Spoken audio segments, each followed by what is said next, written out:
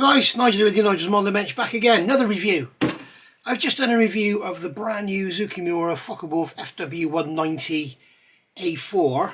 This is the Revell 1/32 scale Focke-Wulf FW190 F8, as you can see. The reason I'm doing this straight afterwards is so that we can all see, including me, we can see the difference between the two kits. This one I paid about £30 for at a show last year, I think. I've just had a look on Amazon. It's currently available for about £42, retails for about £45, I think. The Zoukei Mura kit I paid $89.90 from Scale Model Shop, but it's now sold out there. eModels has it for $103. So you can sort of work it out yourself what you want to do. So I thought, let's have a look at this kit and see if the Zoukei Mura kit is worth twice as much as this one. Obviously, doing reviews is no good until you've actually built the kit. Reviews are all about showing you the box and what's in it. It could be that this kit is a complete and absolute dog to go together, so it's worth paying the £100. Of course, it could be vice versa. They could both be lovely, and therefore why you spend £100 you'd get this one. But anyway, let's have a look in here. So this is kit number 04869. 28.2 centimeters long, 32.7 centimeter wingspan. It's lovely looking airplane, as you can see. And going around the box, we've got pictures of the actual built model rather than CAD images, which is really nice. You've got some information about it there, which you can have a read. If you want a freeze frame, you can have a read of that. End of the box is typical. It's just the same artwork as the front. And then going around the side here, we've got some more information about the kit. And we've got the model here. It looks like it comes with a display stand. And here they've got it with the wheels down on the display stand with the spare weapons and drop tanks on there as well. So that's a really nice touch. These days, a model kit with a stand is very unusual.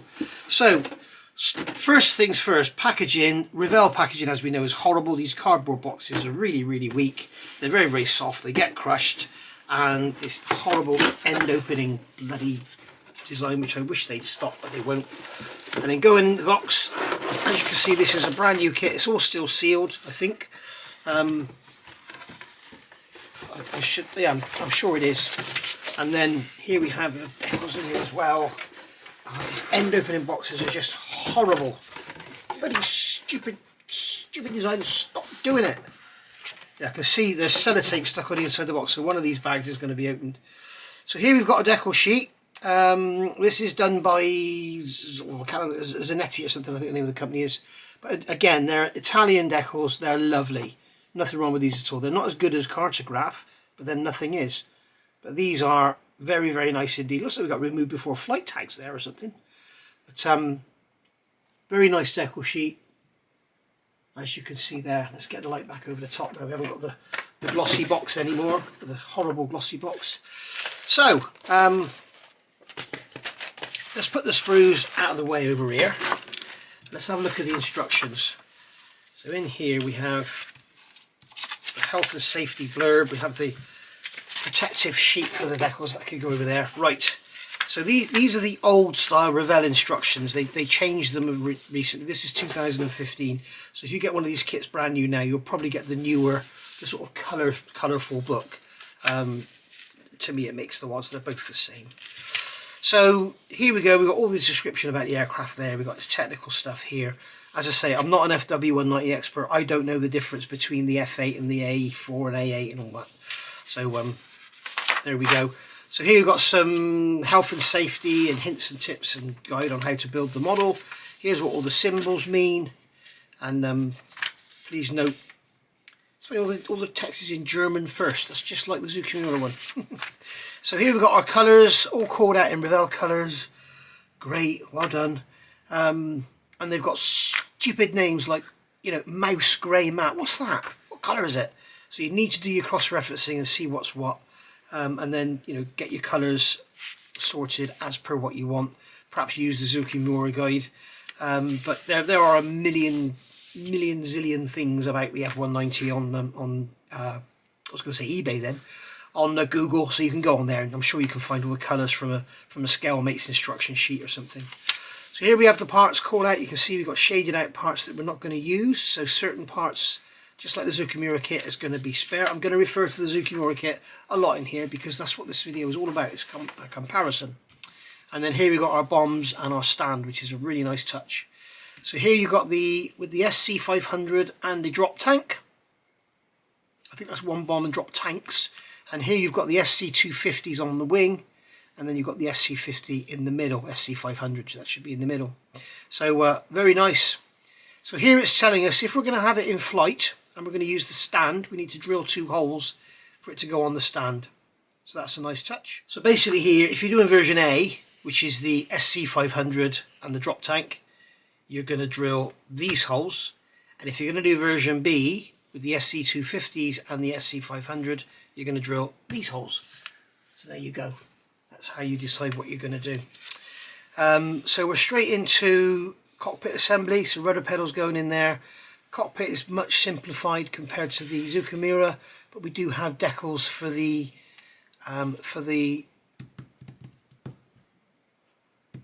seat belts. Yeah, that's the word I was looking for. We've also got decals for the instrument panel as well, which is a nice touch. I didn't see them on here, so I'll look to see if I can see them out. Come here. Yes, we have decals here. They're out of register, and it's looking like they're kind of almost printed backwards, but they're just very poorly printed. So there we go. Probably get an aftermarket instrument panel for this. Let's say it would do well from it, because that, as I say, that instrument panel is quite visible. This one here, the one underneath not so much, but that one there is. And we've got the gun sight going in, and then here we're going straight into building the tail wheel by the look of it. So we've got this option here and this option here. So that's tail wheel up, that's tail wheel down. Okay, that's much simplified from the Zoukei Mura kit. But remember guys, it's much simplified. All you're going to see is that if you close up your fuselage, you're only going to see the bottom half. There is no point whatsoever in having all the interior detail. So as I said in the Zoukei Mura, it's a nice educational look at what's inside these things and how they work. But is it worth another £60? So painting up the inside of the fuselage here, adding the instrument panel, there's a wheel going in there, adding in the tail wheel in the up or the down position, whatever you're going to do. And then here we have the fuselage halves going together and the cockpit goes in from underneath. So that's really nice. You can deal with this seam, you can deal with the seams up here and not worry about, and the underseat, not worry about getting your cockpit full of dust. So that's a really nice touch. The gun mount is going in, the gun tray, and then we've got the main bulkhead with the main spar in there, and then we've got some detail going in there. I'm guessing that's just a strengthening panel I'm looking at there. Got the wheel bays going in. Then we have, this looks like the ammo boxes going in, engine bearer frames, main engine bearer going onto the front of there. And then we're going to mount the wing, the lower wing section into the fuselage, building up the ailerons, building up the upper wing, adding the upper wing to the lower. Really good way of doing things. They're telling you to use pegs and wait for the glue to dry. You've got your flaps open or up. Check your references to see which angle they came down to if they were down. You could do a nice little landing display with this, couldn't you? Undercarriage down on that stand. It'd look lovely. And then here we've got the tailplanes and elevators going together. They're all separate as well, which is nice. The rudder is separate, a little light going in the back there. We've got the engine going together. The engine doesn't look anything as nice as the Zoukei Mura, but the moulding might be nice. We'll have a look in a minute. Got the exhaust pipes going on there. Not sure if they're going to have open ends on them. We shall see. And then we're adding some panels in here, adding the engine, building up our wheels, building up the main gear, adding the doors, and then adding the main gear to the bottom of the aircraft and waiting for it to dry. Looks like we don't have a very solid mount, but we do have supports. Or you can have the undercarriage closed and up, so you can put it in a flying position. The thing is, you don't have a pilot, I don't think, so that would look a bit strange, wouldn't it? So here we have the canopy going on, so you've got, I'm not sure if this is telling you to paint it and then fit it, okay. I thought we had two different windscreens there. So you've got the cover there going over the top of the engine, you've got the ring going on the front, we've got the covers going on the side of the engine, we can have them opened or closed.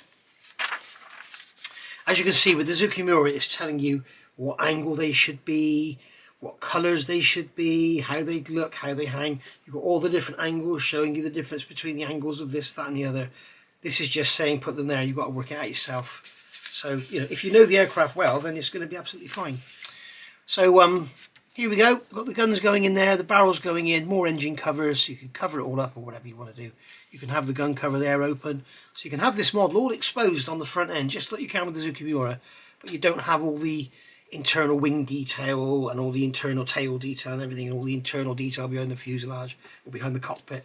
So you have to make your mind up.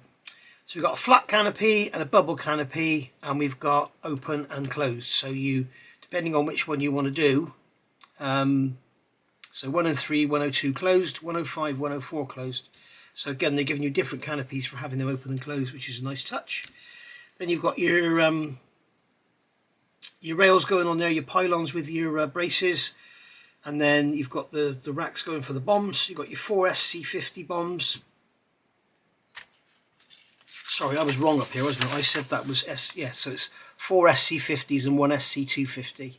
And this is SC500 and a drop tank. I was wrong. I thought that was SC250s and 1 SC500. Wrong again, as per usual. So there's our drop tanks going together. More bombs here. You've got the SC500s, SC250s. And then we have, or the SC250 should I say. And then we have the mounting rail there for our drop tank. Well, that's the cover for the pipe. And then we have the bomb. Well, it's just a fairing there. That's a fairing. So the drop tank's on the wings, the bomb down the centre, bombs in the wings. Added the propeller with the spanner. We've got that cooling fan going on the front of the engine there. And then here we can build up the stand, and you can have the stand, just push it in and turn it, and that way you can position the model. I don't know what you'd want to, because the stand is round. There's no point. And also, if you're going to do this, you're building a drone because you have no pilot figure. And they're also telling you there to add some thread. And then here you've got the call-outs, which are, for modern standards, horrible, but you know, it's a cheap kit. If you buy this kit now, I'm sure you'll get the coloured instruction manual, and you'll have all the coloured call-outs here. So at least you can see at a glance what you're looking at. And here they've got it modelled with the SC250 and the 4 SC50s. So there we go. This one has shark's teeth on the bomb. This one doesn't. There we are. Right. So, getting into these bags. Good old Revell with their sellotaped bags, which is brilliant because you don't have those horrible fold over things with the sealy line that are just horrible. So what have we got in here? We've got a very small sprue with the drop tank, or the bomb, sorry, that's the SC500 bomb. And then we've got the rails there for the other bombs. And then we have this sprue here. We have our gear doors. Very simplified detail on the inside, unless there's an insert that goes in. That's the gear doors for the closed doors, I'm guessing. And then these are for the open. Ejector pin marks all down there, but they'll be hidden by the leg. Again, we've got that fairing there going on the back of the drop tank mount. You only get the one drop tank in here instead of the options. We've got our ammo bins there. Tail wheel. Is that tail wheel up? That's one half of it. So one of these up, one of them's down. This is all tail wheel. I don't know what's going on here. Blimey. So you've got that bit there is going to go into there or there. And then you've got separate another tail over it. This is tail wheel city on here. Lovely little DF loop. Not as fine as the Zoukei Mura one, but it's there nonetheless. So yeah. It's all right. It's not amazing, is it? But then it's, like I say, it's 40 quid instead of 100. So here we have fuselage half, so very similar to the Zoukei Mura. You've got some fastener detail on it. We've got all the panel lines and everything, but we've got no rivet detail. We've got fastener detail there on the wing root. The panel line there needs scribing, it's a bit soft. So great big ejector pin mark in there. We've got one in there as well. I'm not sure if they're mounted. It's a 215 tool in this, so some of it can be excused. The gun cover there. Got the flaps there. So these are the flaps down, these are the flaps up. So Revell have managed to do these without the ejector pin mark. Zoukei Mura have got ejector pin marks in theirs. And Revell have also got the doors with no ejector pin marks. Zoukei Mura have got ejector pin marks, so things are starting to go the other way now, guys. We have two different cover panels there, and they both have ejector pin marks on the inside, but I'm not sure if that matters because I think they're glued down. Here we have our elevators, and either they are metal or they're very poorly done fabric. They've got raised detail on them, so I'm assuming they're fabric. They're just very poorly moulded. There's no fabric texture whatsoever in them. And then here we have the lower wing, which has got sink marks all over it here and here, but they're very, very shallow and they're quite sort of flattish, so they're not like sudden sink marks. They look more like a sort of a textured skin effect. Parts of the tailplane there. But yeah, that's all there, isn't it? Nice one-piece wing. All the fastener detail on here, as you can see. So there's that. And we have a small bag here. It's nice to see they haven't got lots of sprues in one bag, all damaging each other.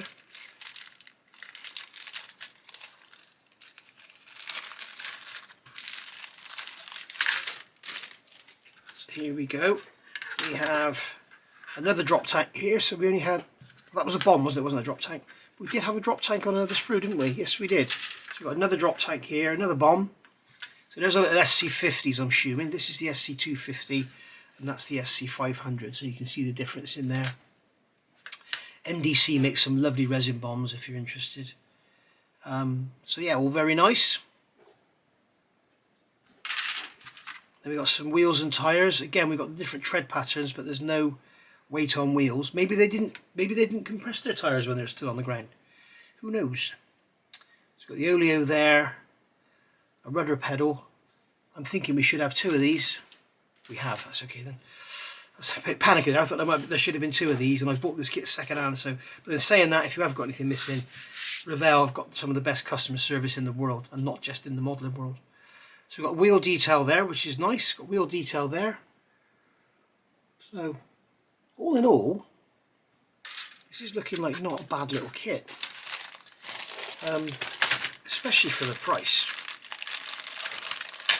Revell seemed to manage to do this. I mean, back in the old days, you think of their Heinkel 219, Heinkel 111, the U88, you know, absolutely awesome models, and they were so cheap. And the Arado 90 AR96, my God, what a model that is!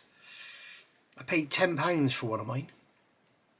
So here we have the engine detail, which looks very nice indeed. We've got the cockpit there, which again looks very nice indeed. It's going to look great with the coat of paint on it and all the details picked out. We've got the exhaust. Again, the exhaust is slide moulded. We have the internal wheel bay detail there. Now the only thing that's wrong with this, I believe this panel here should be flat and go straight across. I don't think the wheel bays were separate. I've still got my 152 here, and as you can see, it was all left exposed on this one, I believe. But I think it all goes straight across. I don't think it was panelled in. I could be wrong. So that may be inaccurate. I'm not sure. I thought on one of them you could see all the engine detail, but then they probably started covering them up because they probably splashed a load of mud in there. But there's that cooling fin that goes on the front of the engine. Looks like that's our ring for our cowlings. But the engines, the intake's beautiful. Instrument panel there. Got the seat again. No ejector pin marks in the seat. We've got our cannons. The propeller looks a bit weak. It's not as nice as the, and it's got sink marks in it. It's nothing like as nice as Zoukei Mura. Do we get another propeller? I don't remember seeing a propeller on these sprues.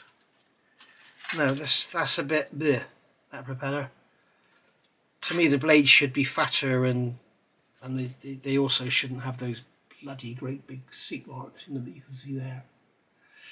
So, I must say the engine detail, you can see that's nice the way they've done that. They've got these little parts of the inner cylinders are going in there, but the cylinder heads and everything, and the actual detail itself on the engine is really nice indeed.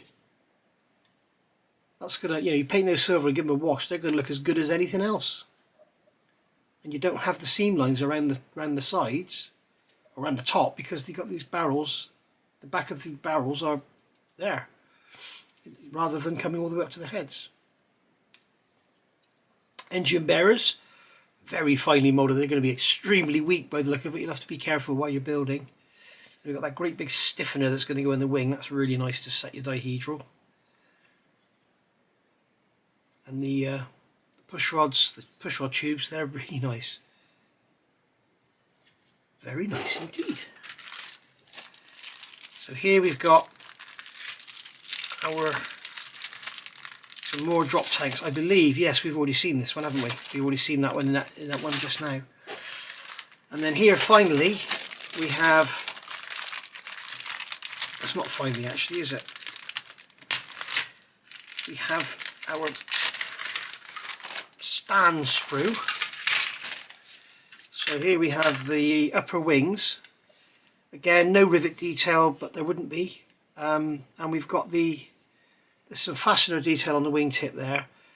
The Zoukei Mura kit has fastener detail up here on the wing leading edge, but this one doesn't. But that's fine. We've got fastener detail on the gun cover. We've got the rudder and the elevators there. As I say, these are fabric and they are awful. They're horrible. There's no stretch fabric effect on there at all. I believe you can get some aftermarket things to give it a fake look. I think I've seen them on the Hannet's website. You got your ailerons there again. Awful, horrible things. They really do let the kit down. But hey, when it's painted up and everything, it may not notice.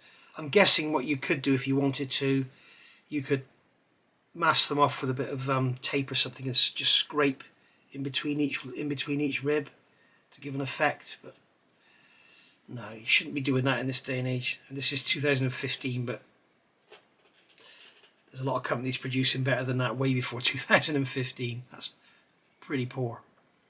But there we go. Of course, unless they're not, if they're metal, they've got raised detail, I'll eat my words. But if they're supposed to be represented fabric, then nah. So here's your stand to make your drone. So we've got, that's parts of the stand, not sure what that is. That's part of the engine bay. There's your main bulkhead with main spar. And you've got the upright there. I mean, you could effectively use this stand for anything. You don't need to fit that part. You could just put a bar in the top and fit any model onto it. As I say, you don't have a pilot figure with this, so unless you've got a pilot figure to go in there, it's a bit daft having it on a flying display. Unless you're having it crashed and the pilot's bailed. Or having it crashing.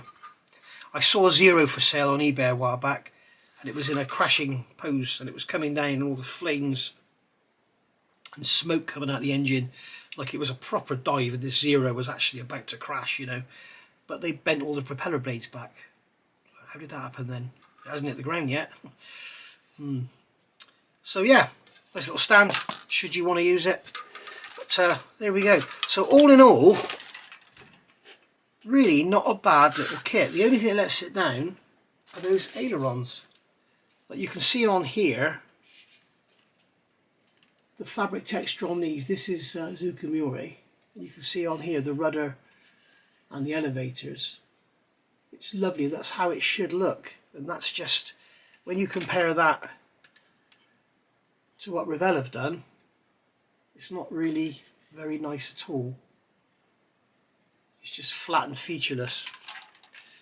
But all in all, it's leave the stand over there. It's a lot of kit for the money. I mean, for 40 quid, you look at all of that there.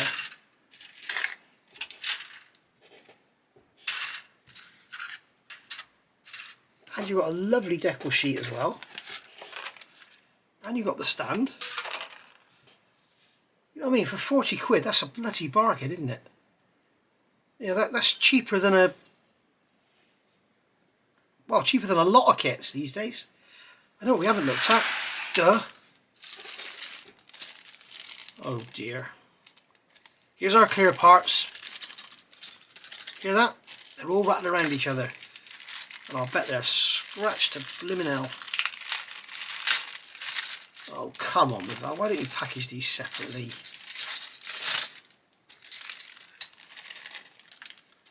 Right. So here we have our... Are these open or closed? Okay, these are the curved canopy, I'm thinking. Yeah, these are the flat canopy. So here's your flat canopy. Very nice. Obviously it's got some distortion. I think probably the real thing would have some distortion.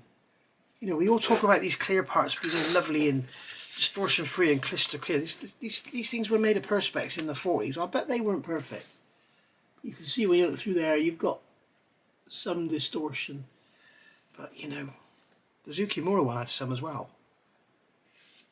But if they fit, I cannot fault those at all. And I cannot believe that one's got a tiny scratch on it, which we'll polish out easily. I cannot believe how well these have fared. When you think they were on top of there like that, rattling around, that's unbelievable. But in future, Revell, put these in separate bags, please. As if they're listening. But yeah, they're nice. Windscreen leaves a bit to be desired. They've moulded the armour in with it, and as a result it's really thick. I think it needs a replacement. That's not very nice at all. Having said that,